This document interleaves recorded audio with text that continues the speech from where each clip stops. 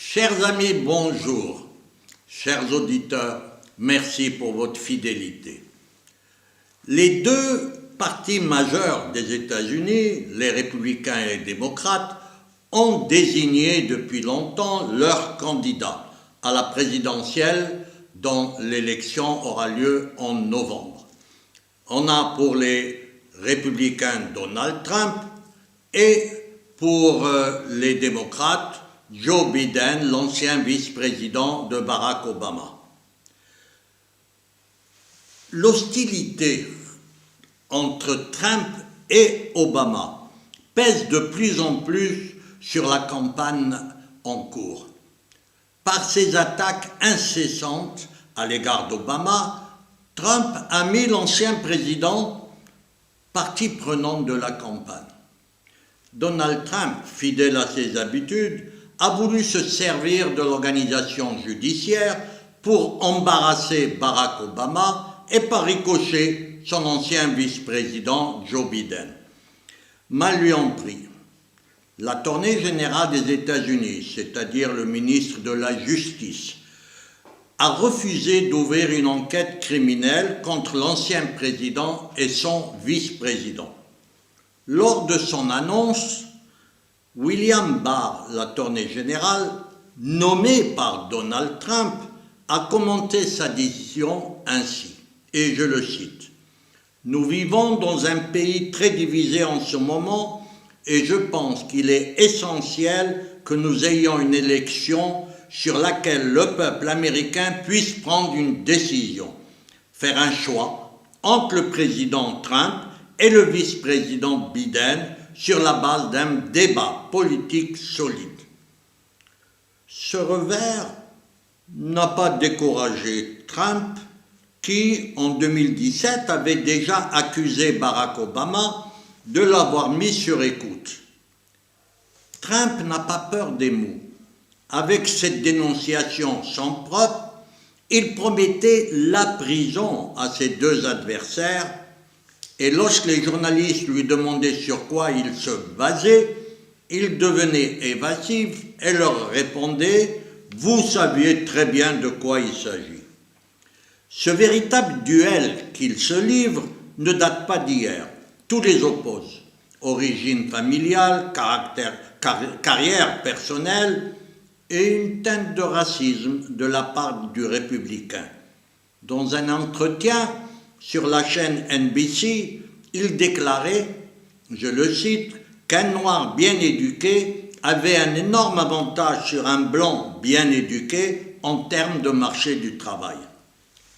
Donald Trump a été porté au pouvoir par une base de petits blancs américains convaincus d'être victimes d'une discrimination permanente, ce que démontrent formellement les statistiques socio-économiques.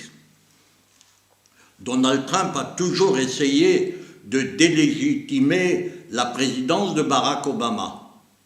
Mais la démolition systématique de l'ancien président et son vice-président prouve que Trump non seulement prend au sérieux la candidature de Joe Biden, contrairement au début, mais s'inquiète de l'avance de plus de 6 points que Biden a pris dans le dernier sondage. En apportant son soutien à son ancien vice-président, Barack Obama a prononcé un réquisitoire implacable contre la présidence Trump sans jamais mentionner son nom. Lorsque Donald Trump a dénoncé publiquement un complot ourdi par l'ancien président qualifié d'Obamagate, ce dernier a répliqué le 14 mai d'un seul mot sur son compte Twitter, qui a d'ailleurs plus d'abonnés que celui de son successeur.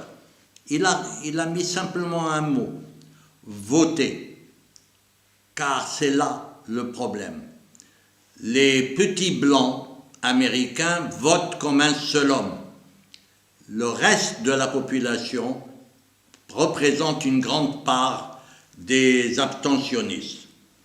Barack Obama se doit d'éviter d'apparaître l'adversaire privilégié de Donald Trump cela risque d'affaiblir Joe Biden. Ce dernier, handicapé dans sa campagne par le confinement imposé par la pandémie, il a laissé le champ libre au président qui dispose d'une communication permanente de par sa fonction. Mais stigmatiser Barack Obama peut être contre-productif pour Trump. Il risque de mobiliser un électorat crucial pour Joe Biden, celui composé par les Afro-Américains, auprès duquel le premier président noir de l'histoire des États-Unis jouit d'une population inégalée. Donald Trump comblera-t-il son retard alors que la situation se complique avec les émeutes raciales de Minneapolis et une situation économique préoccupante? Il faut se rappeler que l'élection américaine est un scrutin indirect. C'est le nombre de grands électeurs qui emporte la décision. Trump avait obtenu plus de 2 millions de voix de moins qu'Hillary Clinton. Cela ne l'a pas empêché d'être élu, vu le nombre supérieur de grands électeurs obtenus. Les électeurs américains nous donneront la fin de l'histoire par leur vote de novembre prochain. À demain, si vous le voulez bien.